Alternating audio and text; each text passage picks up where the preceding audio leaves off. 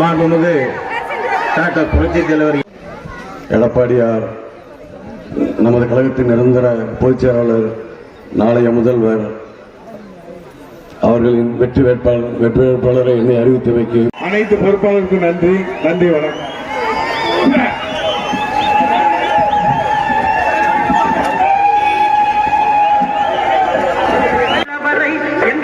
புகழே நிலைத்திருக்கும் புரட்சி தலைவி பெயர் மக்களின் நெஞ்சில் நிறைந்திருக்கும். பூமி உள்ளவரை எங்கம்மா புகழே நிலைத்திருக்கும்.